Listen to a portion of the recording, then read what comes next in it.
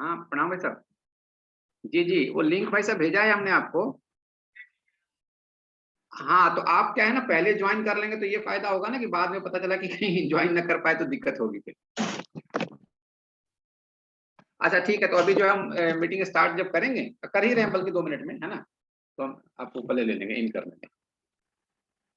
जी।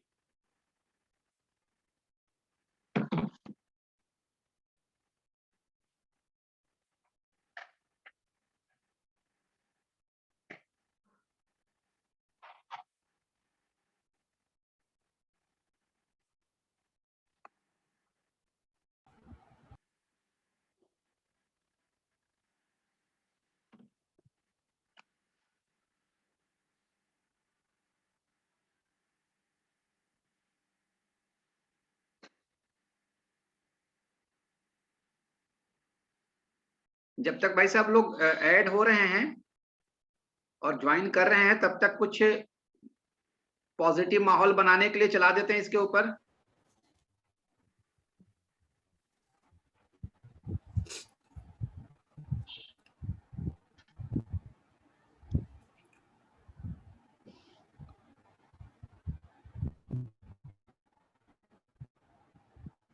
ये भाई साहब फेसबुक पर भी जा रहा है अभी।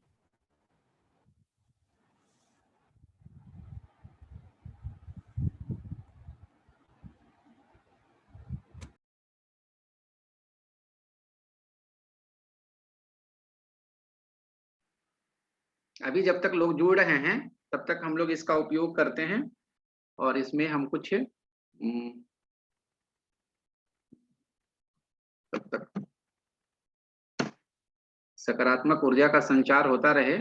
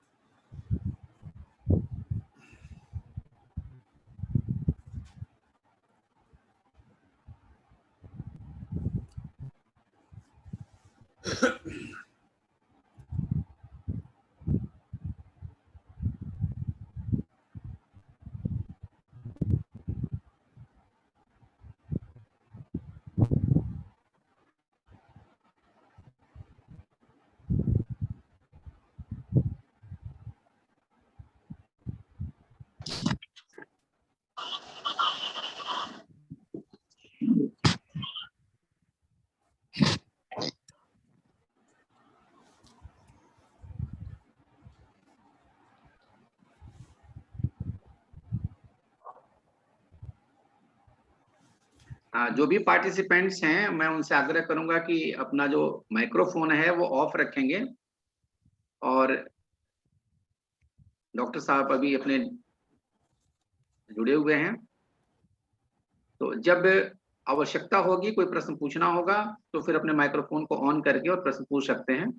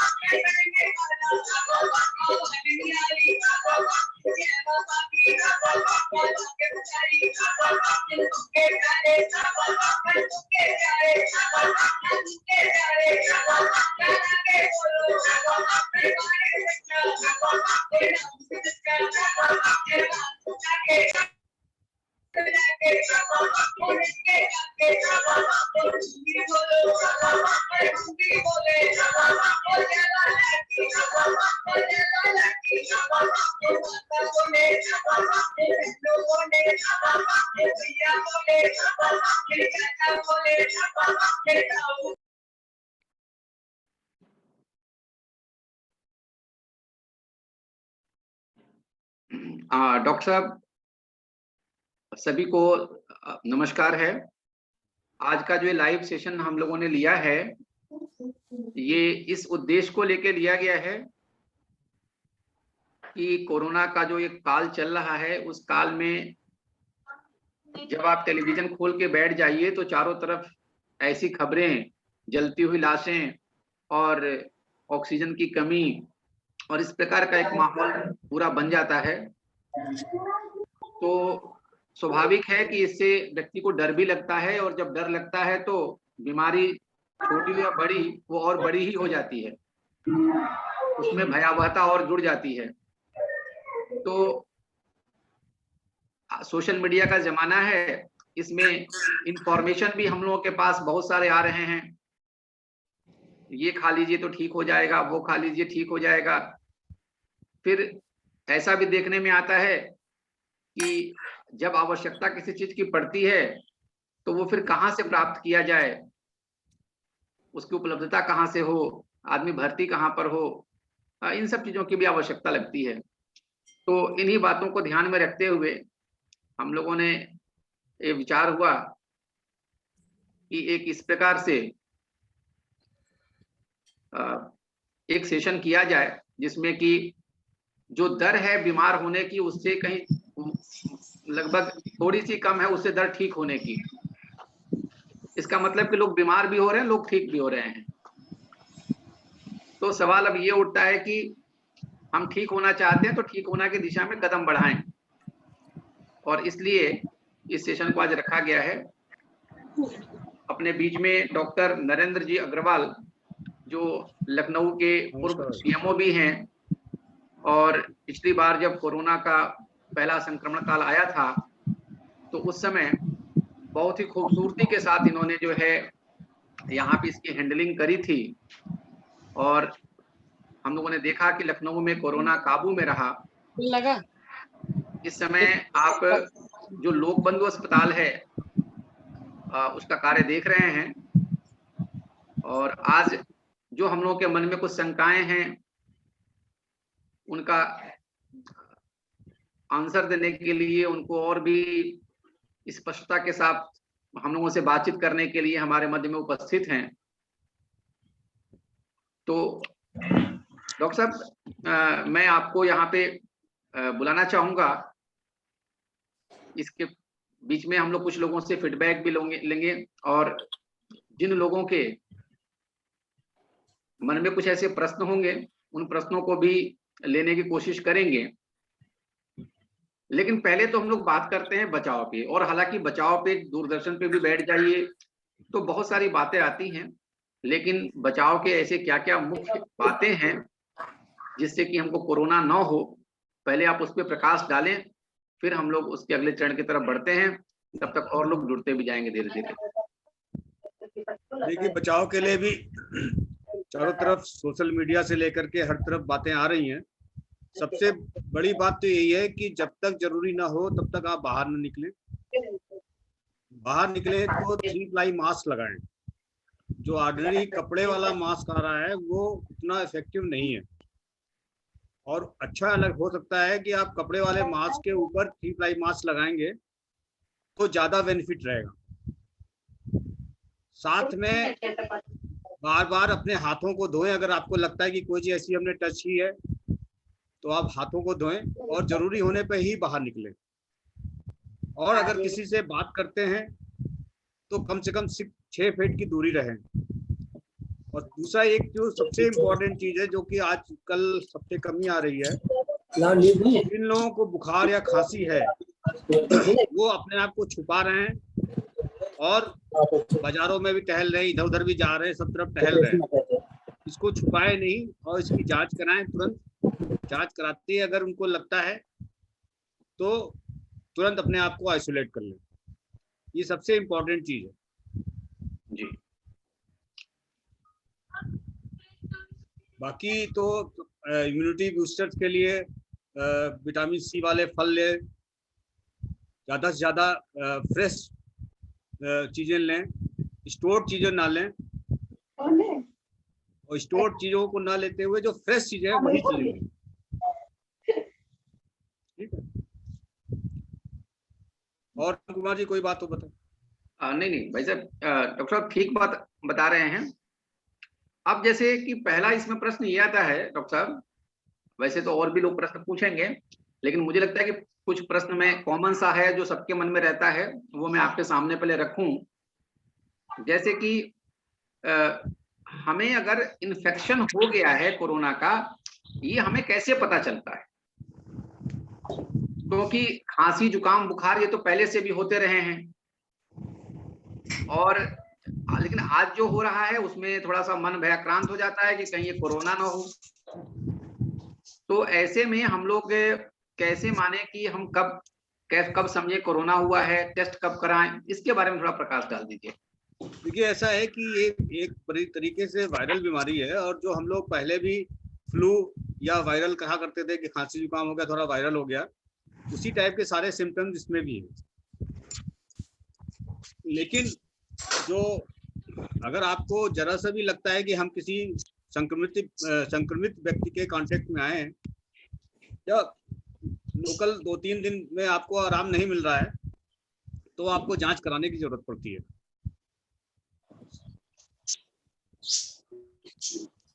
बाकी ये जनरल फ्लू ही है और उसमें ऐसा कोई बहुत बड़ी चीज नहीं है। सबसे पहली चीज तो है कि आप लोग भयाक्रांत न हो। जो मेन प्रॉब्लम आ रही है लोगों को कि जो भय उत्पन्न हो रहा है, उसी वजह से ज्यादातर लोगों को प्रॉब्लम हो रही है। जो लोग भय छोड़ करके और सोचते हैं कि नहीं हम ठीक हो जाएंगे, तो कोई प्रॉब्लम नहीं होगी। और रेस्पिरेटरी एक्सरसाइज, अपना प्राणायाम है या सर्पासन है, मतलब आप घुटने को हाथ से पेट के बल लेट जाएं और घुटने को हाथ से पकड़ करके और रोल करें दोनों तरफ, बाईं तरफ और दाईं तरफ। तो सर्पासन करेंगे और ब्रीथिंग एक्सरसाइज करेंगे तो काफी कुछ आपको आराम रहेगा। तो पहली चीज है डर ना हो, और आपको अगर लगता है कि संक्रमित व्यक्ति के संपर्क में आए हैं तो आप जरूर टेस्ट कराएं।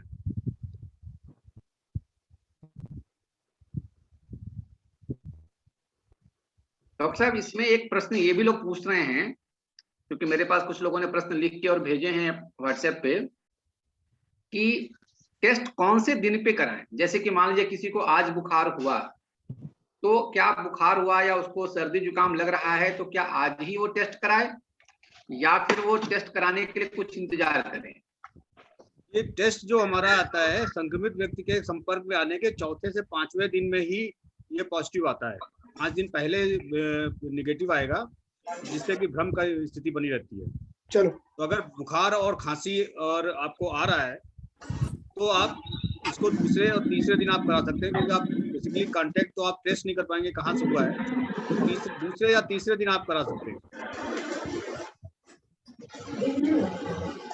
मतलब इसी के साथ जुड़ा हुआ एक प्रश्न ये भी है कि क्योंकि हम संक्रमित मान लीजिए कि किसी एक दिन को हुए और हमने टेस्ट 4 दिन बाद में कराया, तो शुरू में तो बहुत माइल्ड सिम्टम्स रहते हैं, तो ऐसे में शायद क्या यही वजह है कि पूरे परिवार के लोग संक्रमित हो रहे हैं हमारे टेस्ट होने के पूर्व में ही? इस बार का जो संक्रमण है थोड़ा सा बहुत तेजी से फैल रहा है, लेकिन बहुत घातक नहीं है जी। तो ये जो आप इसके लिए अपना घर में भी अगर आपको लगता है कि अगर आपको बुखार या खांसी है तो पहले दिन से ही अपना 3 प्लाई मास्क लगाना शुरू कर दें, घर के अंदर भी। जी। अगर शुरू से ही अगर आपने घर पे भी अपने अंदर अपने आप को बचाव का कारण करेंगे तो नहीं कोई कारण है कि बाकी पूरे घर वाले लोग इन्फेक्ट। समस्या ये आती है कि लोग सोचते हैं कि मुझे तो कोई खालिसी है, मैं घर के अंदर हूँ, कोई बात नहीं है, तो अपना मास्क उतार देते हैं। लोग प्रॉपरली मास्क पहनते नहीं है, नाक के ऊपर नहीं लगाते, मुंह पे रखता है या गले में लटकता रहता है। तो घर में भी अगर रहते हैं और आपको प्रॉब्लम है तो आप 3 प्लाई मास्क प्रॉपरली लगाएं। सबसे बड़ा बचाव यही है। और दूसरा ये है कि अपने हाथों को बार बार साबुन से धोएं। कोई जरूरी नहीं है कि आप उसको सैनिटाइज करें, साबुन से अगर आप धोते रहते हैं तो कोई प्रॉब्लम नहीं आती। दूसरा मैंने गोली लिखी है 5 दिन 2 दिन, एक टॉनिक लिखा है 14 दिन का। अभी अपने बीच में डॉक्टर साहब डॉक्टर अतुल रस्तोगी जी जो जाने माने बाल रोग विशेषज्ञ हैं, वो भी जुड़े हुए हैं। डॉक्टर साहब अपने क्लिनिक पे ही हैं, वहीं से सीधे जुड़ रहे हैं। तो अपने बीच में दिवाकर अवस्थी जी भी जुड़े हुए हैं। मैं पहले तो एक प्रश्न डॉक्टर अतुल रस्तोगी जी से भी पूछ लूं साथ में कि आजकल ये पहली बार ऐसा आया कि बच्चों में भी बहुत सारा इन्फेक्शन देखने को मिल रहा है, और यहाँ बहुत लोग ऐसे जुड़े हुए हैं जिनके घर में बच्चे भी इन्फेक्टेड हैं। तो पहली बात तो ये कि जो इन्फेक्शन है बच्चों का, इसको बचाने का तरीका क्या है? क्योंकि बच्चे को अगर इन्फेक्शन हो रहा है तब तो पूरे परिवार को इन्फेक्शन होना ही होना है। तो इसका पहले तो इसको कैसे बचा जाए इससे, और फिर उसके बाद क्या करना हो तो बाद की बात रहेगी। डॉक्टर अतुल जी। जी, सभी महानुभावों को मेरा सादर प्रणाम। और इस कोरोना काल में ईश्वर से, परमपिता परमेश्वर से यही प्रार्थना है कि हम सब लोगों को सुखी और सारे विघ्नों से दूर रखे। परमपिता परमेश्वर से यही मनोकामना है। और अगर हम जरा सा भी अपना ध्यान रख लेंगे तो मुझे लगता नहीं कि हम लोगों को किसी प्रकार की समस्या का सामना करना पड़ेगा। आपदा बहुत बड़ी है, लेकिन उसको हटना भी कोई बड़ी बात कम नहीं है अगर हम जरा सा भी ध्यान रखेंगे। आप मेरी बातें सुन सकते हैं आप लोग? हाँ भाई साहब, आवाज आ रही है अच्छी सी। जी जी। तो पहला मेरा विनम्र निवेदन यह है कि पहले तो बच्चों को जब भी घर में किसी को भी जरा से भी सिम्टम्स आए उनसे दूर रखें। बच्चों को इन्फेक्शन अपने आप नहीं लगता, कहीं ना कहीं किसी बड़े बुजुर्ग से या किसी से बाहर से आदमी के द्वारा ही लगता है। अभी एक दुखद घटना कल रात ही मेरे मित्र के साथ हो गई। वो उसको डेंगू से पैरालाइज था थोड़ा सा, तो वो तो घर पे ही रहता था, कहीं जाता ही नहीं था, बिस्तर पे ही लेटा रहता था। और उसका बेटा जो था वो दुकानदार था, शायद वहीं से उसको इन्फेक्शन हुआ, वो घर में आके इन्फेक्शन दे गया। और कल बहुत ही दुखी मन से कहना पड़ रहा है बेचारे का, कल आज रात में स्वर्गवास हो गया। तो मैं बहुत दुखी मन से आप लोगों से बात कर रहा हूँ। आज मेरा परम मित्र था वो, तो मैं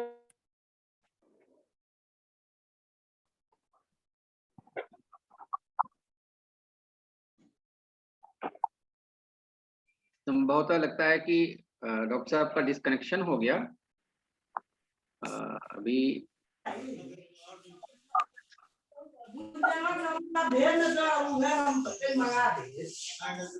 दिवाकर भाई साहब, आप मेरी आवाज सुन पा रहे होंगे? जी भाई साहब, मैं आपकी आवाज सुन रहा हूँ। जी जी, हाँ, थोड़ा इसको आगे बढ़ाइए। नरेंद्र जी भाई साहब से मेरा एक प्रश्न यही है कि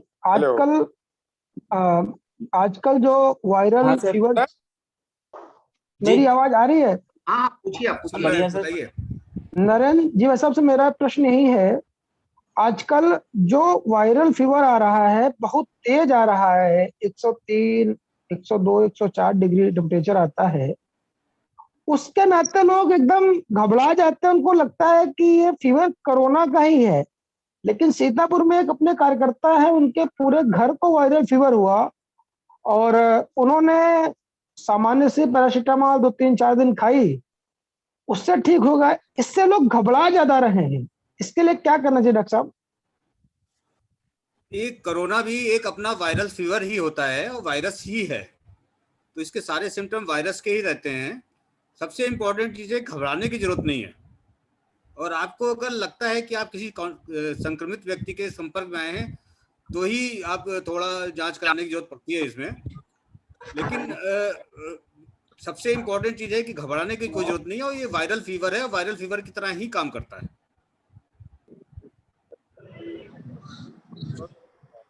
और सामान्य जो दवाइयाँ आती हैं इसके लिए, तो सभी लोगों को मालूम है कि आप एजिथ्रोमाइसिन ले लें, विटामिन सी ले लें, विटामिन डी लें, जिंकोविट, बी कॉम्प्लेक्स, ये सब चीज़ें आप लेते रहें, और इसमें बिल्कुल घबराने की बिल्कुल जरूरत नहीं है। ये मेरा एक सवाल है डॉक्टर साहब से। एक एक करके सवाल ऐसा है, देखिए, सबसे अच्छा ये रहेगा कि जिसको भी कोई प्रश्न पूछना है, अगर वो चैट बॉक्स में प्रश्न लिख देगा तो वो ठीक रहेगा, क्योंकि बहुत सारे लोगों के प्रश्न कॉमन भी हो सकते हैं। इसलिए अच्छा रहेगा कि चैट बॉक्स में पहले प्रश्न लिख दीजिए, उसमें से कॉमन क्वेश्चंस रखे जा सकते हैं सामने। हाँ। अभी मेरे ख्याल से कौन पूछ रहा था? अभी कोई प्रश्न पूछ रहे थे भाई साहब? जी जी, मैं हाँ, प्रशांत जी। जी जी डॉक्टर साहब, ये जो इस समय मैक्सिमम लोगों को, अगर बहुत लोगों का टेस्ट हो रहा है तो उनको टाइफाइड भी डिटेक्ट हो रहा है, सिम्टम्स लगभग सेम हो जाते हैं। डॉक्टर साहब, मेरा क्वेश्चन ये है कि क्या पहले टाइफाइड टेस्ट कराया जाए कोरोना टेस्ट कराने से पहले? और अगर टाइफाइड टेस्ट कराना है तो कौन सा मेथड बेस्ट रहेगा? विडॉल मेथड, जो विडॉल मेथड है वही अच्छा रहेगा, या टाइफोडॉट जो है उससे कराया जाए तो वो ज्यादा अच्छा रहेगा? हेलो हेलो हाँ जी, हाँ जी, ये सर। हेलो डॉक्टर हाँ, साहब, आवाज आ रही है भाई साहब? सुन पा रहे? हाँ, आ रही है। 5 दिन, 4 दिन, 2 दिन और एक टॉनिक लिखा है आप उसका, ठीक है? इनको आवाज में डिस्टरप्शन आ रहा है, खाना खिलाएं, दाल चावल रोटी सब्जी सब। आवाज नहीं आ रही है साहब।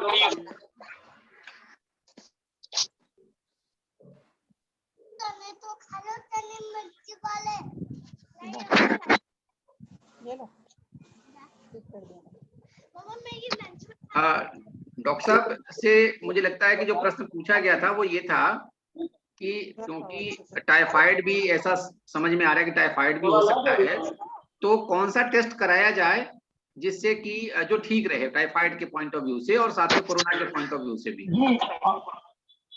जी, आपका क्वेश्चन बहुत अच्छा है। ऐसा है कि अगर आपको टाइफाइड हो गया तो टाइफाइड कोई इन्फेक्शन डिसीज नहीं है कि एक से दूसरे को हो जाए। टाइफाइड जो ओरोफीकल रूट से इन्फेक्शन होता है, यानी खाने पीने के सामान से जब पेट में कुछ इन्फेक्शन जाता है तब टाइफाइड होता है। तो इसलिए टाइफाइड को ऐसा ना सोचिए कि अगर हस्बैंड वाइफ को हो गया, माता पिता को हो गया, बच्चे को जरूर होगा। अगर बच्चे में सिम्टम्स नहीं है तो आपको बच्चे की कोई जांच कराने की जरूरत क्या नहीं है। हाल है रोशनी? हाँ, अगर बच्चे को भी बुखार आ रहा है और आपको दिमाग में टाइफाइड बैठा हुआ है तो आप टाइफाइड नोट करा सकते हैं। एलाइजा टेस्ट कहलाता है, वो ज्यादा बेटर है। विडाल जो है आउटडेटेड हो गया। विडाल पड़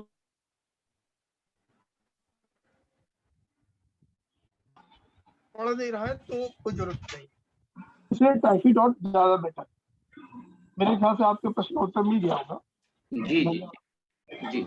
अपने बीच में पंकज मिश्रा जी एक हैं। पंकज मिश्रा जी कुछ प्रश्न पूछना चाहते हैं। पंकज जी पूछ सकते हैं आप। जी धन्यवाद।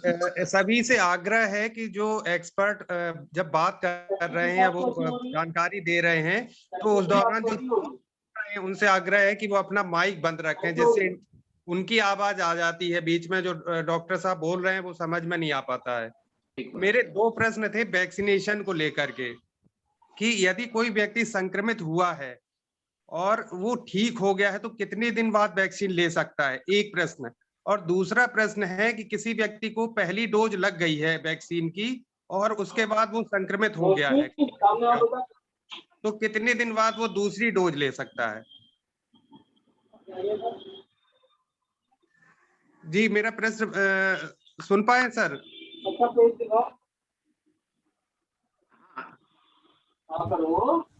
ये जो आपका प्रश्न है कि अगर आप संक्रमित अगर हुए हैं कितने दिनों बाद वैक्सीन ले सकते हैं?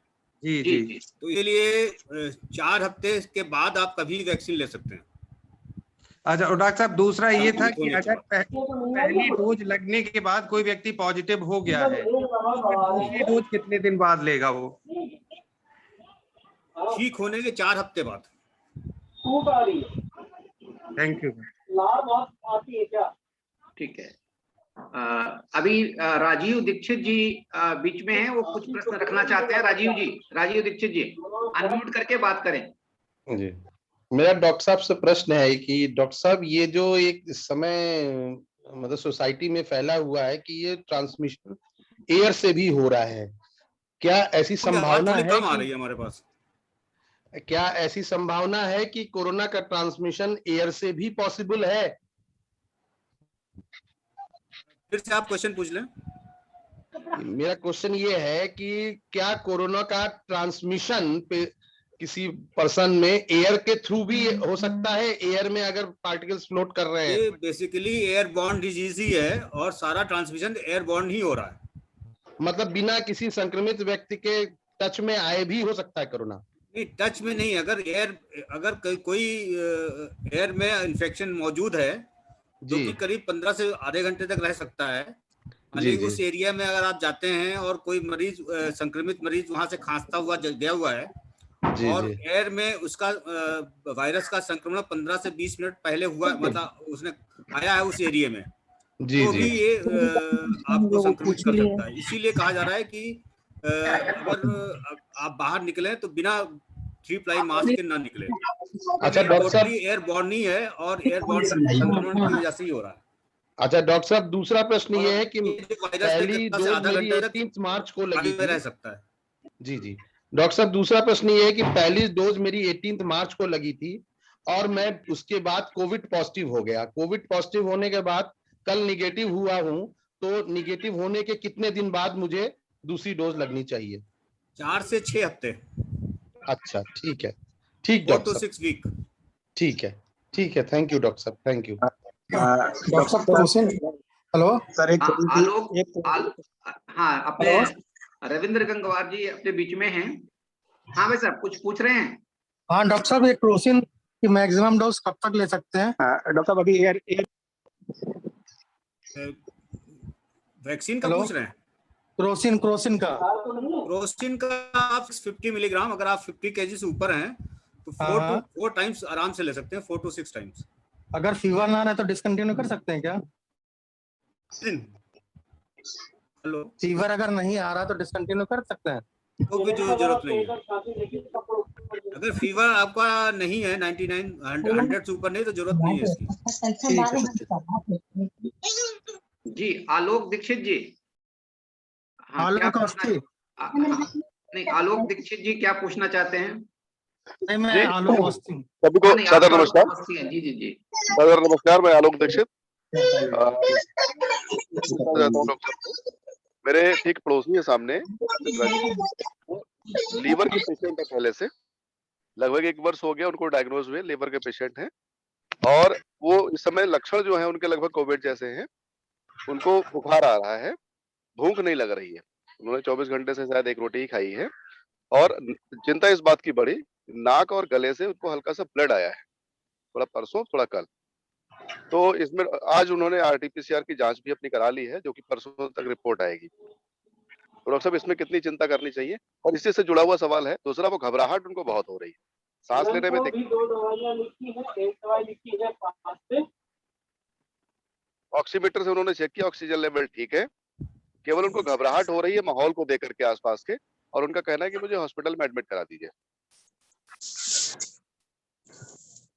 जी डॉक्टर साहब।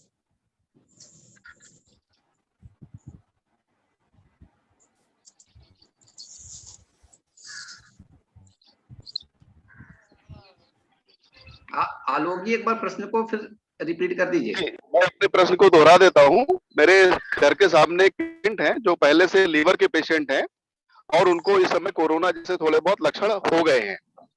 उनको बुखार है 5-6 दिनों से, बाकी जो थोड़ा सा जुकाम भी है, खांसी नहीं है, सांस लेने में दिक्कत नहीं है, ऑक्सीजन लेवल अच्छा है, परंतु उनको घबराहट हो रही है। वो कह रहे हैं कि मुझे हॉस्पिटल में एडमिट करा दीजिए और उनको भूख नहीं लग रही है, कुछ खा पी नहीं रहे हैं, थोड़ा सा ब्लड आया है नाक और गले से। आप बात कर रहे हैं। जी मेरा प्रश्न पूरा हुआ। भाई साहब इनका प्रश्न, जी जी प्रश्न डॉक्टर भाई साहब आप रिपीट कर दीजिए, मेरी आवाज नहीं जा रही।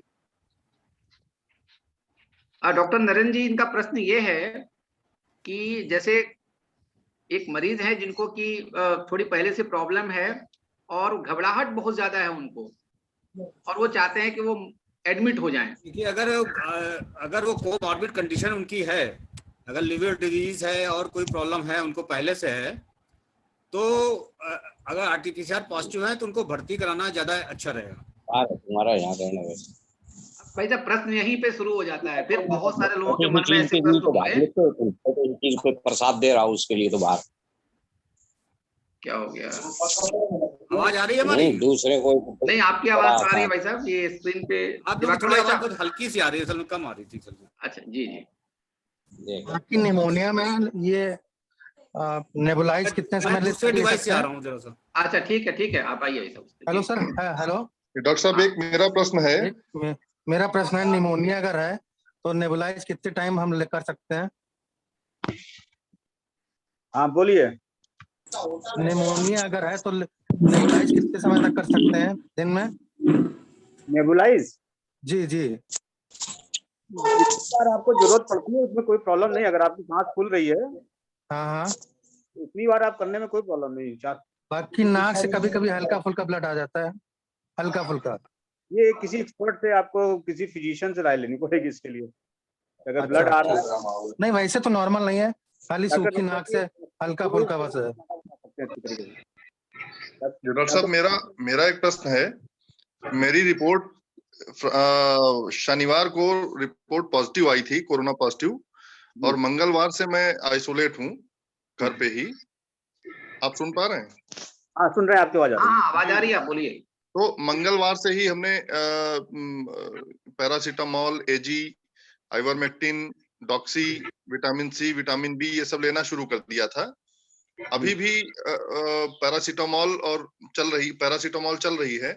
दिन में 3 बार लेना पड़ता है। 99 से 100 के बीच में बुखार रहता है, नहीं लेने पे 101 तक पहुंच जाता है। और भाप ले रहे हैं। तो ये पैरासीटामोल कितने दिन तक चल सकती है? और दूसरी चीज ये कि जैसे चूंकि पूरा एक कोर्स जो एक प्रेस्क्राइब्ड है वो हो चुका है कंप्लीट लगभग, खांसी आ रही है लगातार, खांसी के लिए भी मोनोसेंटाफ वो ले रहा हूँ। तो ये कितने दिन तक पैरासीटामोल ले सकते हैं ज्यादा से ज्यादा, चूंकि बुखार अभी रह रहा है? एजिथ्रोमाइसिन कितने दिन लिया है? जी एजिथ्रोमाइसिन लिया 3 दिन। का कोर्स नहीं, कम से कम 5 से 7 दिन का कोर्स होता है। अच्छा। 5 से 7 दिन का कोर्स होता है एजिथ्रोमाइसिन का। जी जी 5 दिन कम से कम ले लीजिए। और अगर के बाद भी अगर बना रहता है तो एंटीबायोटिक चेंज करके डॉक्सीसाइक्लिन ले लीजिए। नहीं, डॉक्सी चल रही है सर, 5 दिन हो गया डॉक्सी लेते हुए। नहीं, दोनों चीजों की जरूरत एक साथ नहीं होती है, लेकिन अगर पहले आपने पहले एजी लिया था, पहले एजी 3 दिन लिया था। एजी को आप 5 दिन से 7 दिन तक ले सकते हैं आराम से। क्या अब दोबारा ले सकते हैं? अब आप ले सकते हैं जी, और क्या दोनों दोबारा में ले सकते हैं? दोबारा भी आप ले सकते हैं इसको। अगर जी 1 दिन का गैप करके आप दोबारा ले सकते हैं। और साथ में अच्छा। अगर आप फीवर बना रहता है जी जी तो आप डोलो कभी भी मतलब ज्यादा दिन तक ले सकते हैं। लेकिन अगर अच्छा। 5 से 7 दिन तक अगर आपका बुखार बना हुआ है तो आप दूसरी बीमारी के बारे में सोच सकते हैं। वायरल ना हो, कुछ और बीमारी हो। नहीं, कोरोना की रिपोर्ट हमारी पॉजिटिव आई है शनिवार को। अगर 5 से 7 दिन हो गए हैं तो 5 से 7 दिन में बुखार उतर जाना चाहिए आपको। जी जी जी इसके बाद भी अगर बना हुआ है तो हो सकता है कोई री इन्फेक्शन हो रहा हो। तो इसके लिए अच्छा, फिर तो आप उसके लिए क्या करना पड़ेगा? को दिखा करके, किसी फिजिशियन को दिखा करके अपनी और जांचें करा लीजिए। जी जी जी राम कुमार जी। बताइए त्रिभुवन जी। हाँ भाई साहब, जी मेरा डॉक्टर नरेंद्र जी से उनके कहने से मैं होम क्वारंटाइन हुआ था और मैं ठीक हूँ। बस 2 प्रॉब्लम है, एक तो वीकनेस है और दूसरा यह है कि सूखी खांसी हम पूरे परिवार को आ रही है। कमजोरी है, सूखी खांसी आ रही है बस, और कोई दिक्कत नहीं है। नहीं तो आप जो है स्टीम लगातार लेते रहें, 3 से 4 बार स्टीम लेते रहें। हाँ। और जूस लें। अच्छा। फ्रेश चीजें लें, मतलब फ्रेश जूस है, जैसे आपको संतरे का जूस है, इस तरीके की चीजें। लेकिन खांसी आ रही है सूखी। खांसी सूखने के लिए आप हनीटस टाइप का कोई सिरप ले सकते हैं, हनीटस सिरप। अच्छा, ये डॉक्टर साहब दोबारा डॉक्सी लेने की जरूरत तो नहीं है? ये अगर बुखार नहीं है तो दोबारा लेने की जरूरत नहीं है। हाँ, बुखार नहीं है, कुछ भी नहीं है, मैं बिल्कुल ठीक हूँ मैं। और साथ में अगर खांसी ज्यादा आ रही है तो हाँ। हनीटस टाइप का कोई सिरप ले लीजिए। अच्छा ठीक है। बहुत बहुत धन्यवाद। अभी सर्वेश राय जी हैं, कुछ पूछना चाह रहे थे। सर्वेश राय जी।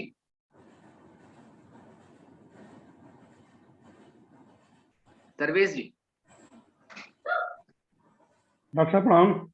हाँ नमस्कार भाई साहब, बताइए। हम दोनों पति पत्नी पॉजिटिव पाए गए हैं और एक छोटी बच्ची है 3 साल की, उसको भी एक दिन फीवर आया था लेकिन अभी वो ठीक है, कोई सिम्टम नहीं है, सही है। और पत्नी को बार बार खांसी आ रही है लगातार। तो बच्ची के लिए भी क्या कुछ दवा दे सकते हैं, या और अपने पत्नी की खांसी के लिए पूछना था। घर में आप ही 3 लोग हैं कि और कोई भी है? नहीं, अब हमारे साथ तीनों के अलावा और कोई नहीं है। तो बेसिकली घर पे अपने जो 3 प्लाई मास्क पहने उसको, और बच्ची से कांटेक्ट आपका ज्यादा कम से कम रहे।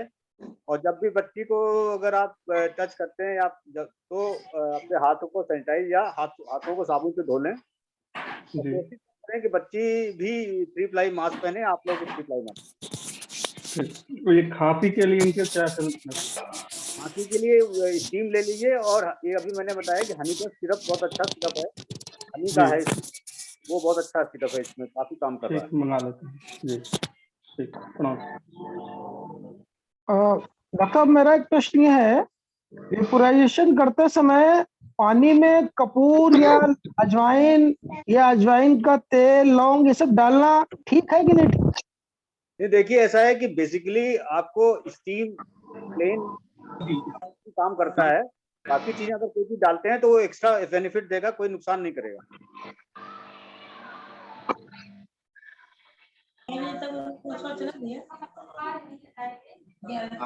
डॉक्टर साहब रोमिल जी का प्रश्न है कि अगर बच्चे कोरोना पॉजिटिव हों तो उनको कौन सी मेडिसिन देनी चाहिए? डॉक्टर रस्तोगी अच्छी तरीके से बता पाएंगे। अगर बच्चे कोरोना पॉजिटिव है जी, डॉक्टर साहब कुछ बोल रहे हैं। हाँ बताएं भाई साहब, बताएं। अच्छा, हेलो, कोरोना पॉजिटिव अगर सिम्टोमेटिक नहीं है, उनको फीवर नहीं है या कोई और सिम्टम्स नहीं है, तो कुछ नहीं करना है, वेट एंड वॉच करना है। जैसे बड़े लोगों को आप जिंक दे रहे हैं, विटामिन सी दे रहे हैं, विटामिन डी दे रहे हैं, बी कॉम्प्लेक्स दे रहे हैं, गुनगुना पानी, गुनगुना दूध दे रहे हैं, स्टीम देते रहे और कुछ नहीं करना है। और उनका पल्स ऑक्सीमीटर से उनका ऑक्सीजनेशन चेक करते रहे टाइम टू टाइम। बस इतना करना और भी कोई चिंता की बात नहीं है। अगर बच्चों को सांस फूल रही है, अगर बच्चों का SpO2 लेवल यानी पल्स ऑक्सीमीटर से उनका लेवल 95 के नीचे जा रहा है, तब डॉक्टर को दिखाने की जरूरत है, नहीं तो नहीं। क्योंकि अधिकतर बच्चे 90% ईश्वर कृपा से ठीक हो जाते हैं एसिम्प्टोमेटिक होकर। तो उसके लिए परेशान ना हो। ठीक है, धन्यवाद। डॉक्टर साहब मेरा एक प्रश्न है, जैसे कि अभी बताया गया कि कोरोना आज की डेट में एयरबॉर्न हो गया है, हवा में भी आ सकता है। मेरे घर के दोनों तरफ कोरोना पॉजिटिव पेशेंट हैं, तो हमें क्या विशेष सावधानी बरतनी चाहिए? देखिए सावधानी, डॉक्टर साहब म्यूट हो गए हैं, अनम्यूट कर लीजिए। तो ये वाली जो दवा लिखी है कौन सी? नहीं कोई जरूरत नहीं। वो डॉक्टर नरेंद्र अग्रवाल जी म्यूट हो गए हैं, अनम्यूट कर लीजिए जरा।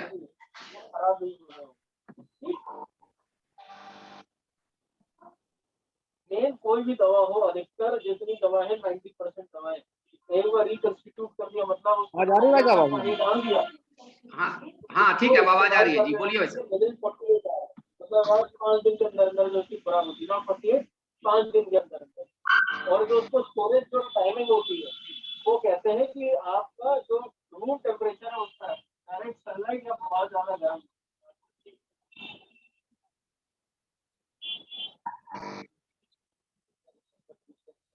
मैंने इनको एक पाउडर का दूध लिखा है। भाई साहब ये मुझे समझ में नहीं आ रहा है, मतलब डॉक्टर नरेंद्र अग्रवाल जी बोल रहे हैं, कोई और बोल रहे हैं? नहीं, अभी तो आवाज किसी और की आ रही है।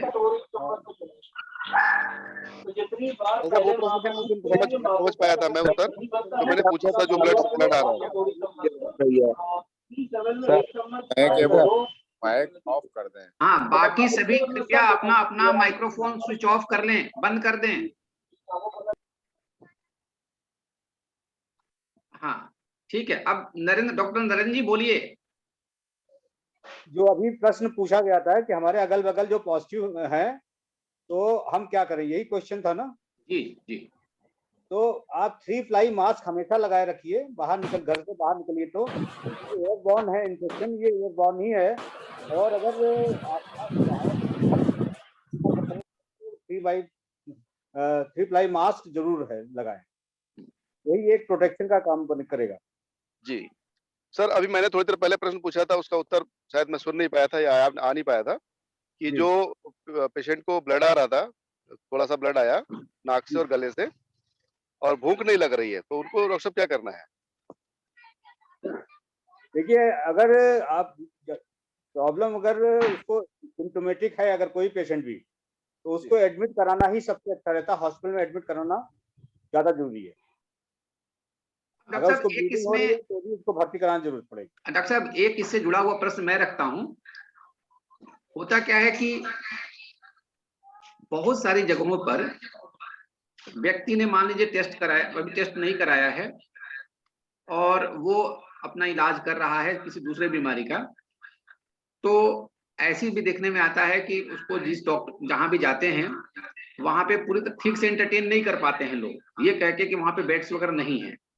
और मीनवाइल जब वो ये पता चलता है कि कोरोना पॉजिटिव हो गया टेस्ट होने के बाद में, तो फिर उसको जो भर्ती की प्रक्रिया है वो शुरू करनी पड़ती है, क्योंकि वो जो हॉस्पिटल्स हैं वो कोरोना पॉजिटिव को डील नहीं करते हैं। ऐसे में जो बहुत टाइम लैग हो जाता है और उस टाइम लैग में जो मरीज की स्थिति खराब हो जाती है, उसके लिए क्या आपका सुझाव हो सकता है? देखिए ऐसा है कि सरकार ने भी बहुत कोशिश करी है, आज भी कई सारे हॉस्पिटल्स को इन्होंने कोविड मरीजों को भर्ती करने के लिए अलाउ किया हुआ है। और प्रक्रिया में ये है कि सारे जो भी आप अगर कोविड प्रोटोकॉल का पालन करते हुए और इन्फेक्शन प्रिवेंशन कंट्रोल की तरफ ध्यान देते हुए अगर जो भी कर सकते हैं, तो कोई भी हॉस्पिटल अपना जो है इस टाइप के पेशेंट को ले सकता है। दूसरा ये है कि अब कोरोना पॉजिटिव रिपोर्ट होना जरूरी नहीं है। अगर आप सिम्टोमेटिक हैं और इवन सीटी में भी अगर आ रहा है और स्मेल भी अगर आपको नहीं आ रही है, आप किसी तरीके का भी सिम्टम आपको कोरोना का दिखाई दे रहा है, तो उसको एज ए कोरोना की तरह ही ट्रीट करना है सारे हॉस्पिटल्स को।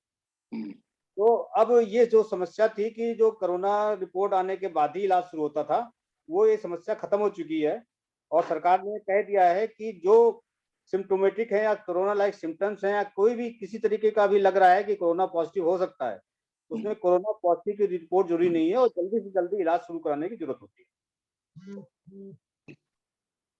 इसमें सृष्टि वशिष्ठ जी, सृष्टि सिद्धार्थ जी जुड़ी हुई हैं, अपने बच्चे के बारे में कुछ प्रश्न पूछना चाह रही थी।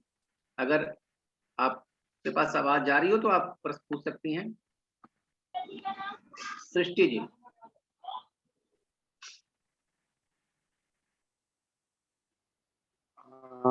तब तक डॉक्टर साहब से एक उनके कंटिन्यूएशन में बात करनी थी। जी जी बिल्कुल। डॉक्टर साहब ने एयरबॉर्न डिसीज की बात करी थी।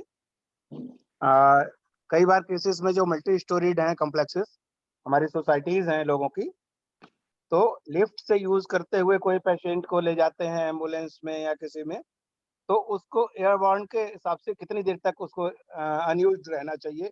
क्या सर इस बारे में कुछ बताएंगे जिससे लोगों को बता सकें? नहीं, अगर कोई पेशेंट गया है उधर से लिफ्ट से या सीढ़ियों से या आपको लगता है कि हैंडल है, तो तुरंत ही उसको सैनिटाइज कराना जरूरी होता है।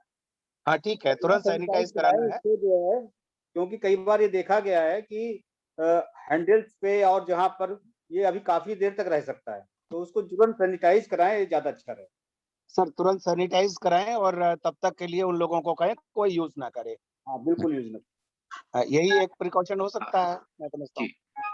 प्रफुल्ल राय जी क्या पूछना चाह रहे हैं? प्रफुल्ल राय जी। डॉक्टर साहब मेरा एक क्वेश्चन था। हेलो डॉक्टर साहब आवाज आ रही है आपकी? हाँ एक एक करके पहले प्रफुल्ल राय जी पूछ लें, फिर पूछ लीजिएगा जी। डॉक्टर साहब अगर किसी पेशेंट का RT-PCR निगेटिव है और उसके बाद भी उसको स्मेल और टेस्ट चला जाता है और सिम्टम्स है, तो क्या उसको पॉजिटिव ही माना जाएगा? और डी डाइमर का क्या रोल है सर इसके लाइन ऑफ ट्रीटमेंट में? डी डाइमर टेस्ट कितना जरूरी है? देखिए ऐसा है कि अगर RT-PCR केवल 70% ही हमारे कोरोना जो वायरस है उसको पकड़ पाता है, 30% ऐसे केसेस भी होते हैं जिसमें कोरोना वायरस होता है, उसके बाद भी RT-PCR के द्वारा हम उसको पकड़ नहीं सकते हैं। तो अगर उसको सिम्टम्स हैं तो उसको कोविड पॉजिटिव मान करके ही उसको सारे प्रिकॉशंस लेने पड़ेंगे। और डी डाइमर का सर कितना जरूरी है कराना किसी पेशेंट का? अगर उसके हिसाब से हम लोग इलाज को मॉडिफाई करते हैं जी, अगर डी डाइमर अगर बढ़ा होता है तो उसमें प्रोग्नोसिस भी बता सकते हैं कि उसकी प्रोग्नोसिस थोड़ी गड़बड़ हो सकती है। तो बेसिकली वो इलाज का हमारा प्रोग्नोस्टिक वैल्यू है और उसके हिसाब से हम लोग डी डाइमर का ही वो करते हैं।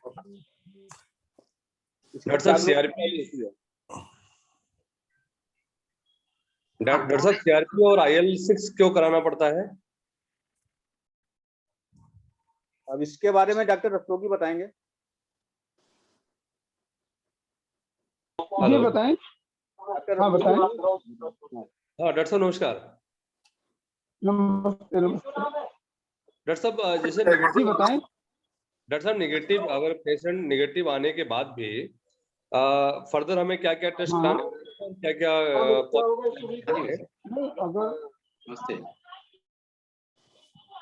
डॉक्टर साहब नेगेटिव होने के बाद और कंप्लीट साइकिल RT-PCR नेगेटिव आ रहा है जी, नहीं तो आपको सारी जो जितनी पैथोलॉजी में जांचें होती हैं सब करानी पड़ेंगी। IL-6 करानी पड़ेगी आपको, तो आपको क्या नाम है वो कराना पड़ेगा, डी डाइमर कराना पड़ेगा। ये जितनी पैथोलॉजी है पूरा एक सेट है, पूरा वो प्रोटोकॉल बना हुआ वो आपको करानी पड़ेंगी। उसमें अगर आपको लगता है कि कोई चीज ऐसी एबनॉर्मल है, CRP और ESR हुआ, ये सब चीजें आपको करानी पड़ेगी। अगर कोई प्रॉब्लम है तब आपका फिजिशियन बताएगा कि आपको कोई एक्शन लेना है, लेना वो भी symptomatic. Suppose you are asymptomatic तो फिर अंडर ऑब्जर्वेशन आपको रखा जाएगा और फिर सीरियल टेस्टिंग कराई जाएंगी कि अगर वो रेगुलरली बढ़ा रहता है तब उसका चिंता है, तो उससे कोई मतलब नहीं, कोई मतलब। और किसी भी पैथोलॉजी टेस्ट का अकेले आइसोलेशन में कोई वैल्यू नहीं है। सपोज किसी का केवल एक चीज बढ़ जाए और पेशेंट एसिम्टोमेटिक है तो हमें अंडर ऑब्जर्वेशन रखना है।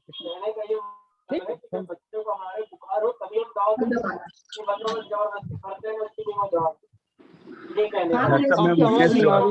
कीर्ति नेहा जी, आप सीधे फील्ड में काम कर रही हैं, कृपया सभी लोगों से आग्रह है कि अपना अपना माइक्रोफोन बंद कर दें।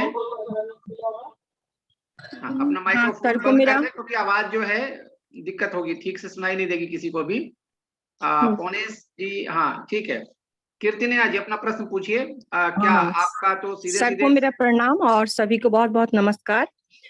सर मैं ये आपसे पूछना चाहती हूँ कि दिन भर लोग एक सवाल पूछते हैं कि हमें हॉस्पिटल में भर्ती करवा दीजिए क्योंकि मेरी स्थिति ठीक नहीं लग रही है, और ऑक्सीजन सिलेंडर की व्यवस्था क्या आपके परिचित कोई है, कैसे हो सकता है? तो सर मैं ये जानना चाहती हूँ कि एग्जैक्ट हॉस्पिटल में जाने की कब जरूरत होती है, और ऑक्सीजन क्या 92 से 94 है तो उस समय भी सिलेंडर की जरूरत होती है?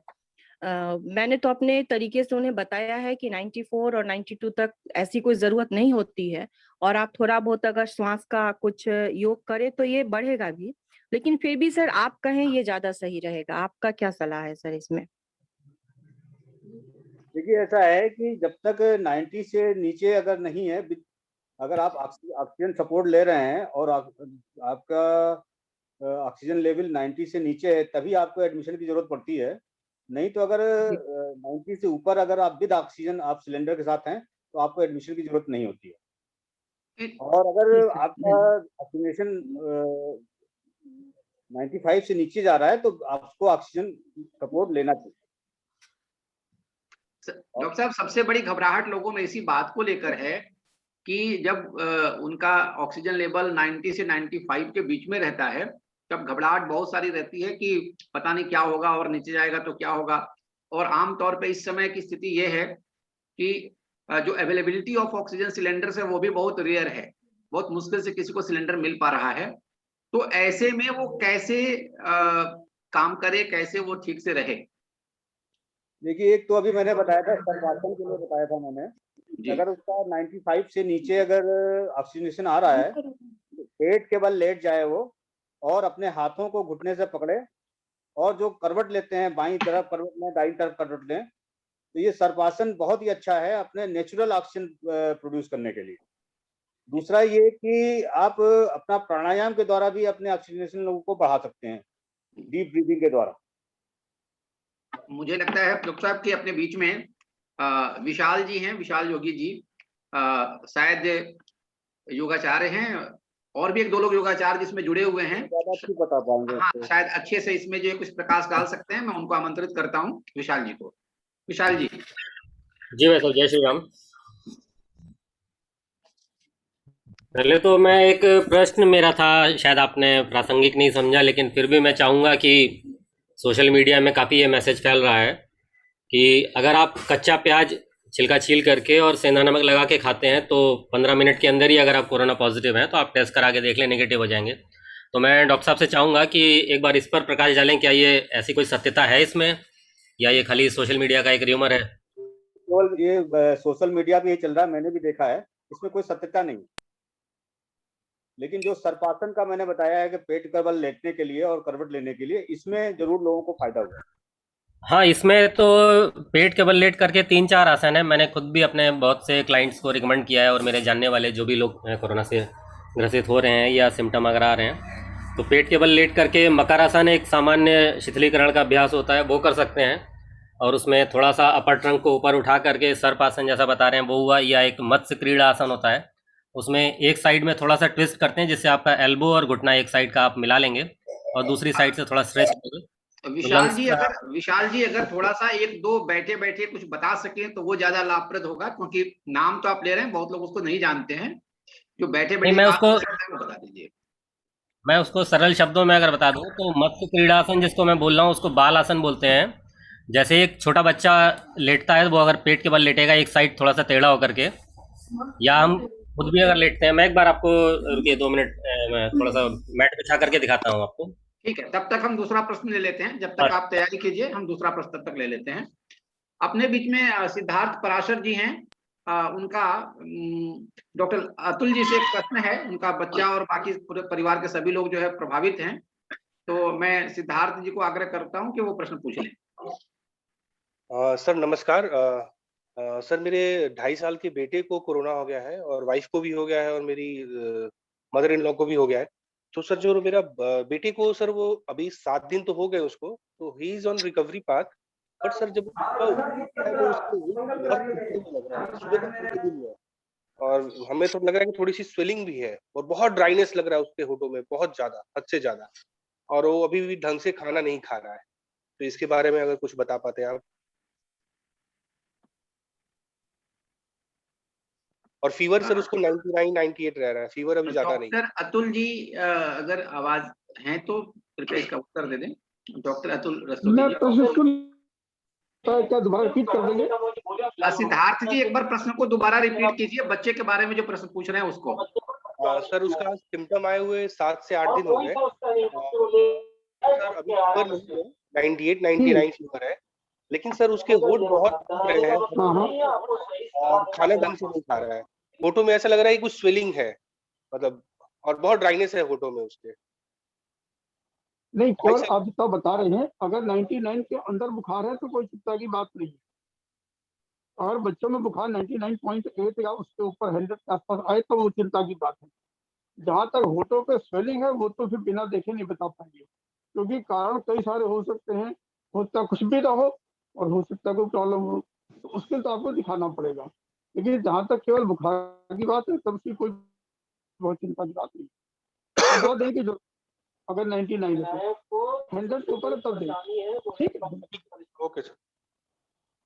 इनको जैसे जैसे मैं चीजें बता रहा हूँ वो करते रहिए, बच्चा आपका ठीक होगा। वरना यहाँ विशाल जी अगर आपका तैयारी हो गई हो तो हम लोग उसको एक बार देख लें, दिखा दें जी। इधर में देखिए, एक तो सबसे आसान है वज्रासन में बैठ करके आप जो भी प्राणायाम करने हैं उससे आप वज्रासन में अगर आप बैठे हुए हैं तो मेरुदंड सीधा रखने में सहायता रहती है। मैं रुकिए बैकग्राउंड ऑफ कर देता हूँ।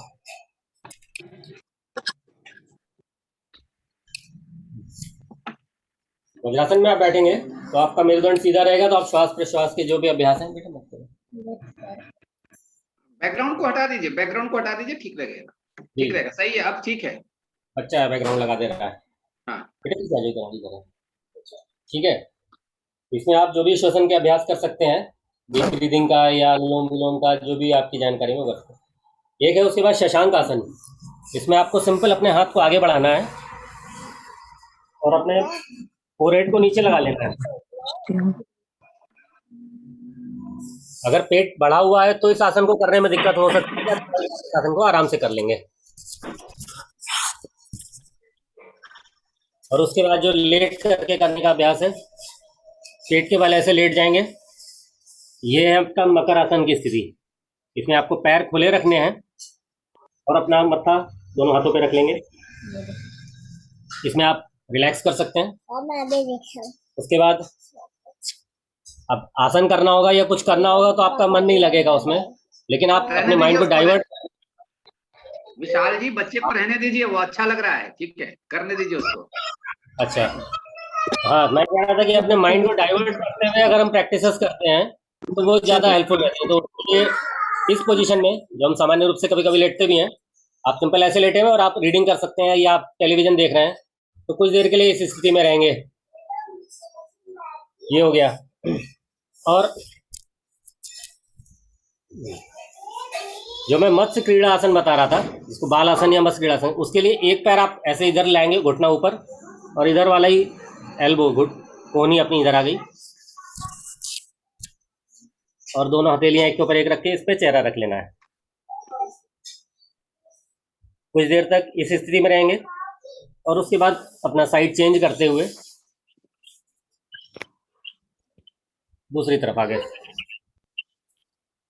तो इस स्थिति में आप ध्यान देंगे, जब अभ्यास करेंगे तो आपके लंग्स के जो दो लोब होते हैं, एक लोब एक साइड सिकुड़ा रहता है और दूसरी साइड का खिंचा रहता है। उस स्थिति में जब आप डीप ब्रीदिंग करेंगे तो उस जो लोब खुला हुआ है, खिंचा हुआ है, उसको पूरा एक्सपेंड होने में हेल्प मिलती है। और फिर आप कुछ देर के बाद आप दूसरे लोब को उसी तरह से एक्सपेंड करके डीप ब्रीदिंग करते हैं तो दूसरा लोब आपका एक्सपेंड होता है अच्छे से। तो ये अभ्यास। विशाल जी मेरा एक छोटा सा आग्रह है आपसे कि जी आप ये जो बता रहे हैं, अगर इसकी छोटी सी वीडियो बना के और अगर आप भेज दें तो मैं इन सब लोगों को भेज दूंगा उसको, वो ठीक रहेगा। जी बिल्कुल बिल्कुल, आप मुझे अपना वो दे दीजिए व्हाट्सएप नंबर, मैं कर देता हूँ आपको। ठीक है ठीक है ठीक। ठीक है जी। चलिए वो 94157555 एक जिस एक लिंक से मिनट। आपने ज्वाइन किया है उस लिंक के सबसे आखिर में जो नंबर है वही नंबर है। अच्छा ठीक है, मैं उसमें से ले लूंगा। ओके, धन्यवाद। जी, अब एक दो प्रश्न हम लोग और ले सकते हैं क्योंकि समय भी हो रहा है और मैंने दोनों डॉक्टर साहब से खुद इन लोगों की बहुत व्यस्तता है इस समय, फिर भी समय निकालने का मैंने आग्रह किया था हम लोगों ने, तो आपने समय निकाला है। डॉक्टर साहब, कुछ अगर अपने में से किसी के पास कोई ऐसी बातचीत हो जो सबके मन में कुछ सकारात्मकता का निर्माण कर सके, तो मैं चाहूंगा वो इस विषय को यहाँ पे रखें, क्योंकि समस्याएं तो बहुत हैं, समाधान क्या हो सकता है उसके दिशा में लोगों को एनर्जी मिले, ऐसी दिशा में कोई अगर प्रेरणादायी कोई बात किसी के पास हो तो वो भी रख सकता है।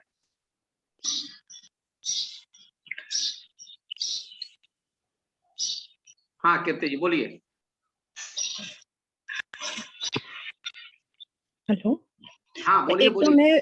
एक तो सर से मैं अतुल सर से मैं एक प्रश्न पूछना चाहूंगी कि अधिकांश मरीज ये शिकायत कर रहे हैं कि उनका मुंह बहुत सूख रहा है और बच्चों में खासकर ये समस्या पाई जा रही है। तो सर क्या ये पानी की कमी की वजह से हो रहा है या कोई और कारण है?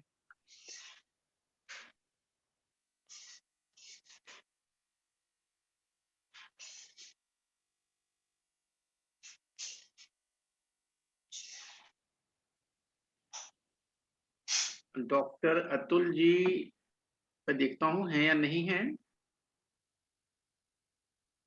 बच्चों में ज्यादा समस्या थी इसलिए मैंने अतुल सर से कहा। सवाल तो ये सीएमओ सर से भी है। डॉक्टर साहब मुझे लगता है कि शायद वो नहीं दिख रहे हैं इसमें, डिस्कनेक्ट हो गए हैं। आप इसका उत्तर अगर देना चाहें तो दे सकते हैं। देखिए ऐसा है कि ज्यादा पानी पीना तो अच्छी बात होती है, और अगर मुंह सूख रहा है तो ये फीवर में ऐसे भी मुंह सूखता है, तो मैंने इसलिए कहा फ्रेश जूस और फ्रेश चीजें लें और ज्यादा से ज्यादा पानी पियेंगे तो ये आराम रहेगा। तो साथ में आजकल गर्मी का माहौल है तो थोड़ा सा साल्टी रहेगा तो और अच्छा रहेगा। जी जी सर, धन्यवाद।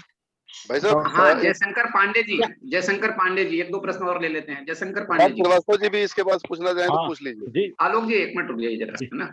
जयशंकर पांडे जी का कुछ प्रश्न है। हाँ जयशंकर जी। डॉक्टर साहब, इस आयोजन के लिए आपको मैं धन्यवाद देता हूँ और अच्छा मौका दिया आपने, कम से कम अपनी बातों को एक विशेषज्ञ के सामने रखा जाए।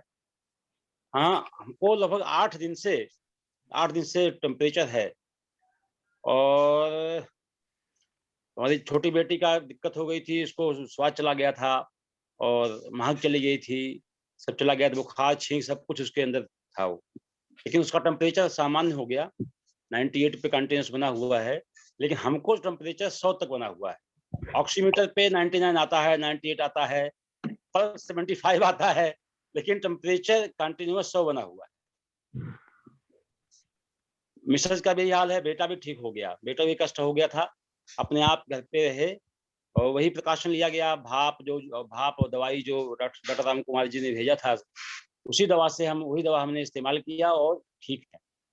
तो वीकनेस है और 100 टेम्परेचर बना हुआ है। एक शिकायत यही है, खांसी भी बहुत हल्की फुल्की है, बहुत हल्की फुल्की है। तो 100 का टेम्परेचर बना हुआ है, वीकनेस है। हम दोनों लोगों को, पति पत्नी को, इस कंडीशन में क्या किया जाए? कोई ऐसे इसमें वजह क्या हो सकती है हमें पता नहीं, लेकिन सब कंटिन्यूस बना हुआ है, एक चिंता का विषय है। अगर आपको 100 टेम्परेचर है, इसका मतलब कोई इन्फेक्शन जरूर है जिसकी वजह से 100 बना हुआ है जी। अगर आपका अगर आरटीपीसीआर निगेटिव है तो और भी ऐसा नहीं है कि कोई और भी फीवर के बहुत सारे कारण होते हैं, तो जी फिजिशियन को दिखा लीजिए तो ज्यादा अच्छा रहेगा। वो आपको सारी टेस्ट और टाइफाइड है और चीजें भी हो सकती है, कोई जरूरी नहीं है कोरोना ही हो, कोई और बीमारी भी हो सकती है जिसकी वजह से फीवर हो। तो किसी फिजिशियन से राय लेकर के और जो जांचें करा करके आप उसमें प्रॉपर एडवाइस ले सकते हैं। डॉक्टर साहब, खांसी कितनी देर में जाती है इसकी? खांसी करीब 1 से 2 हफ्ते जाते हैं लगता है। ज्यादा खांसी अगर आ रही है तो डॉक्टर साहब कोई फीवर तो नहीं आ रहा है वाइफ को अब, लेकिन खांसी ज्यादा आ रही है, तो उसके लिए कोई दवा या अलग कुछ? एक तो एजिथ्रोमाइसिन मैंने बताया था कि 500 का 7 दिन तक ले सकते हैं गोली रोज, 5 दिन से 7 दिन तक। जी। दूसरा स्टीम इनहेलेशन है, और एक आयुर्वेदिक में हनीटस सिरप है जो कि आयुर्वेदिक प्रिपरेशन है, वो भी काफी अच्छा है इस मामले में, काफी सूदिंग दे रहा है। ईसा जहीर जी कुछ पूछना चाह रहे थे। ईसा जहीर जी बस आखिरी क्वेश्चन ले रहे हैं डॉक्टर साहब। ईसा जहीर तुम्हारे यहाँ से? ईसा जहीर, हाँ ईसा जहीर जी। ईसा जहीर तो तुम्हारे यहाँ से है। मुझे लगता है कि शायद वो सुन नहीं पा रहे हैं। ईसा जहीर तो हेलो। हाँ जी, ये प्रश्न पूछिए अपना जी। हाँ सर, हमें ये पूछना था कि हमारे हस्बैंड एक्चुअली उनको हार्ट में स्टेंट पड़े हुए हैं, और उनको वैसे तो कोई ऐसी मतलब थैंक गॉड ऐसी कोई प्रॉब्लम नहीं है, बस लूज मोशन जैसे जब भी आ रहा है उनको पतला ही आ रहा है। मतलब ये हमें थोड़ी प्रॉब्लम मतलब उनके साथ में हो रही है, कई दिन से हो रहा है ऐसे, और आते हैं 3 4 5 मोशन आते हैं उनको, लेकिन लूज ही आते हैं। तो हमें उसके लिए क्या करना चाहिए, क्योंकि थोड़ा हार्ट से रिलेटेड प्रॉब्लम है, तो इसलिए हमें थोड़ा सा कंसल्ट करना था। लिक्विड लेते रहे इसके लिए, और जहाँ तक लूज मोशन का है, जी सर, आवाज नहीं आ रही आपकी सही। डॉक्टर साहब अपने को जरा अनम्यूट कर लीजिए आप। सर आपकी आवाज नहीं आ रही है हाँ थोड़ी। ठीक है, अब आएगी। अब आ रही है। हाँ ठीक है, अब आ रही है जी।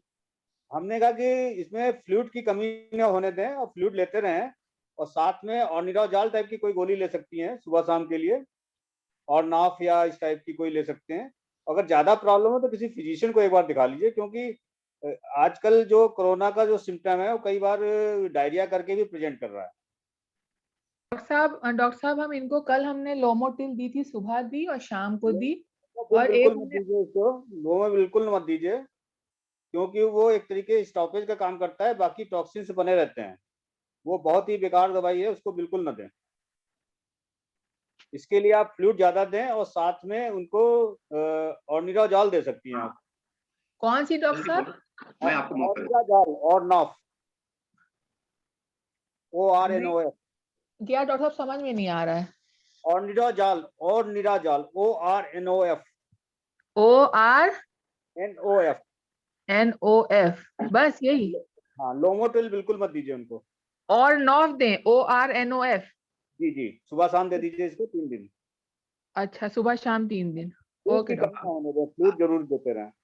Okay okay okay, thank you.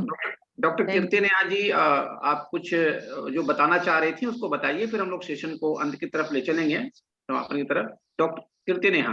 मुझे एक प्रश्न है,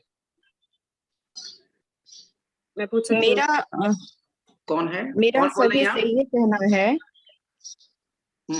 बोलिए कि ऐसे माहौल में एक तो कम से कम न्यूज देखें, क्योंकि कई लोगों ने मुझसे ये कहा कि मैं इतना डर रही हूँ, उन्हें सामान्य फीवर था, कोरोना जब वो पॉजिटिव हुई तो 2-3 महिलाओं ने मुझसे कहा कि जब मैडम मैं रात में लेटती हूँ तो मुझे केवल लाश ही लाश दिखता है। ये बहुत भयावह स्थिति है, और वैसे भी न्यूज देखने सिर्फ इतना तक होना चाहिए कि हमें हमारे स्तर पे सचेत होना है, और अगर हम अपने स्तर पे सचेत हो जाएंगे तो शायद ये बहुत ज्यादा रुक जाएगा। जैसे अधिकांशतः लोग ये सचेत ये होना है कि जब लोग ये कहते हैं कि कहीं कोरोना वोरोना नहीं है, ये भ्रम है, तो उन्हें समझाना है कि ये भ्रम नहीं है, यह यथार्थ है। और दूसरी बात कि मनुष्य अपने आप में एक बहुत ही महान है, और वो ऐसी कई विपदाओं का अभी तक सामना कर चुका है, और इस विपदा से भी हम बाहर निकल जाएंगे। अगर हो सके तो हम लोग कम से कम 10-20 के ग्रुप में जुड़ के इस चीज को हर रोज एक जाप की तरह करें, तो भी बहुत जल्दी ये बीमारी चली जाएगी। मतलब सकारात्मक होना बहुत ही जरूरी है। बहुत बहुत धन्यवाद। एक हाँ, बालमुकुंद जी बताइए। हमारी पहली लखनऊ में हैदराबाद डिपार्टमेंट में रहती है, तो उसकी कार जो है परसों ही एडमिट हुई थी, जो परसों वही शाम को 4 बजे, और उसके बाद 2 घंटे बाद जो है उनकी मृत्यु हो गई। और इस समय जो है उनका मतलब हमारे जो पिताजी हैं वो भी अभी एडमिट हैं और हालत उनकी भी बहुत खराब है, उनको मतलब कोरोना हो गया था और रिपोर्ट जो है नेगेटिव आई, मतलब उसमें कुछ नहीं था अभी तक। तो और उनके जो लड़के हैं हमारे साहू भाई, उनको भी तो मतलब मुंह में छाले हैं और खांसी जो कुछ खाते हैं तो पलटी हो जाती है। तो इसके लिए उन लोगों को हम क्या बता दें, कैसे राय देना। वैसे तो हम लोग के पास जो मैसेज आए थे जो काम की लिस्ट जारी हुई है जिसमें डॉक्टरों की लिस्ट है और काम की है अपनी, तो सब भेज दिए थे उनको, दवा भी भेज दिए थे जो कुछ हमारे पास हमको मिली। काढ़ा पीने के लिए हमने बताया, गर्म पानी के लिए बताया और मुंह में भाप लेने के लिए बताया। बाकी यदि मुंह में छाले हैं तो उसके लिए उनको क्या बताया जाए? जी डॉक्टर साहब ये कह एक रहे हैं बार कि अगर मुंह में छाले भी हैं तो उनके लिए क्या किया जाए फिर? थोड़ा सा 2-3 लाइन में फिर से बोलते, इनकी आवाज थोड़ी गूंज रही थी, पूरी समझ नहीं आई। ये कह रहे हैं कि मतलब उनको तमाम समस्याएं तो हैं ही, साथ में उनको मुंह में छाले भी हैं, तो ऐसे में क्या करना चाहिए? सबसे अच्छा तरीका है ग्लिसरीन को जो छालों में लगाएं और बी कॉम्प्लेक्स लें, और उसके बाद भी अगर प्रॉब्लम बनी रहती है तो इंजेक्टेबल्स ले सकते हैं बी कॉम्प्लेक्स का, न्यूरोबियन का। और मुंह में जो ग्लिसरीन को मुंह में जो ओरल ग्लिसरीन आता है वो छालों में लगा लें। साथ में एक ओरा सेट करके आप क्रीम आती है वो मुंह में लगाया जा सकता है।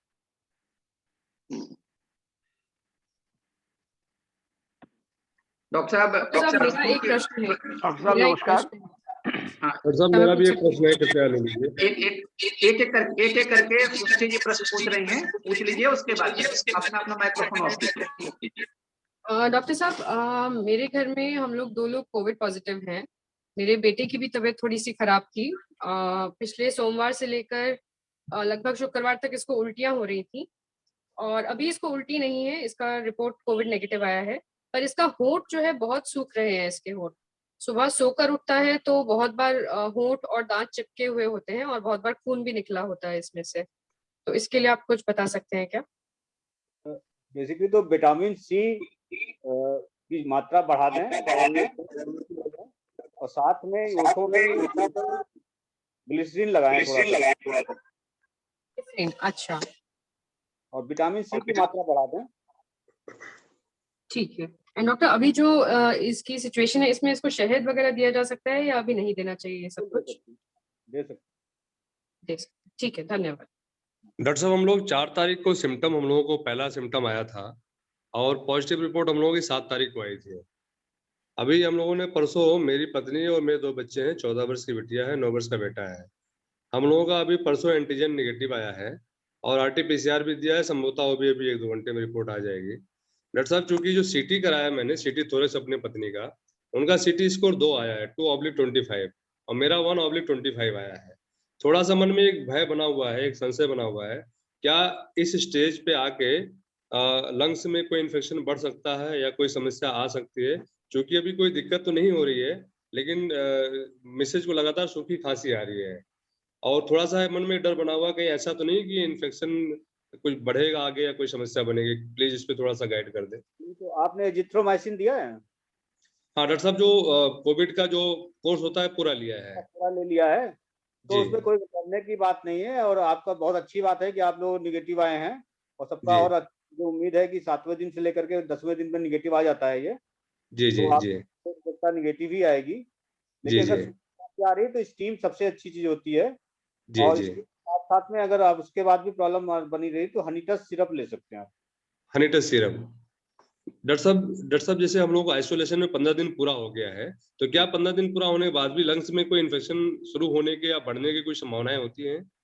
रेजिडुअल प्रॉब्लम तो रहती है ना असल में। जो 14 दिन के अंदर जो आपको प्रॉब्लम हुई थी उसमें जो इन्फेक्शन हुआ रहा उसने जो डैमेज किया होगा वो प्रॉब्लम तो रहेगी, वो उसको ठीक टाइम लगेगा। और थोड़ी बहुत जैसे आपने बताया कि CT स्कोर आपका 1 है तो बहुत अच्छा है, ज्यादा कुछ डैमेज नहीं हुआ है आपका। मिसेज का 2 है डॉक्टर साहब। 1 और 2 बहुत ज्यादा नहीं होता, माइल्ड में आता है। जी तो जी मोस्टली अगर आप एक कोर्स आपने एंटीबायोटिक्स का सब चीजों का ले लिया है तो जी जी एक्सरसाइजेस से और स्टीम से आपको काफी आराम मिल जाएगा। जी डॉक्टर साहब, क्या AG और भी 2-3 दिन ले सकते हैं, क्या लेना चाहिए? 2-3 दिन मतलब 5 से 7 दिन आराम से ले सकते हैं, कोई दिक्कत नहीं होती। अभी आगे ले सकते हैं। पौनेश पांडे जी, आपने जो प्रश्न पूछा है उससे देखिए क्या एक जाहिर होता है कि अभी आप स्वस्थ दिख भी रहे हैं, स्वस्थ हैं भी, ठीक भी हो गए, पूरा कोर्स भी कर लिया, लेकिन फिर भी मन में अनेक प्रकार की भ्रांतियां हैं, अनेक प्रकार की शंकाएं हैं। और ये जो डर है ना, ये डर कोरोना के डर से बड़ा डर है। यही जो डर है ये हम सब लोगों को मार रहा है। इस डर से बाहर निकलना और उस फिर जीतना, यही आज के इस सेशन का लक्ष्य था।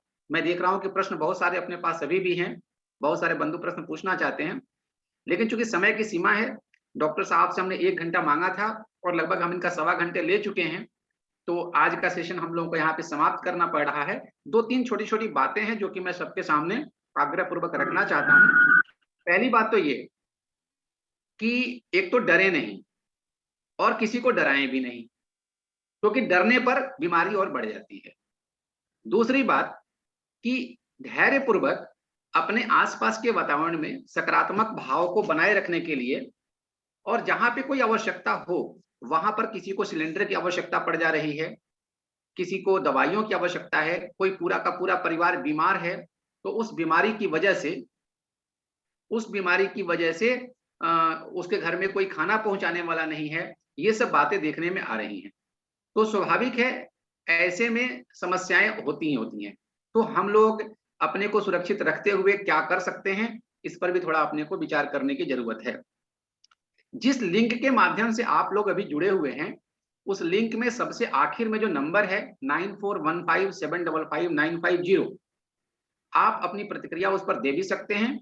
और यदि आपके मन में कोई ऐसा प्रश्न है जिसका उत्तर अभी तक आपको नहीं मिला है, तो आप अपना प्रश्न भी उस पर भेज सकते हैं। हम लोग प्रयास करेंगे कि विशेषज्ञों के द्वारा उन प्रश्नों का उत्तर आप तक पहुंचाया जाए।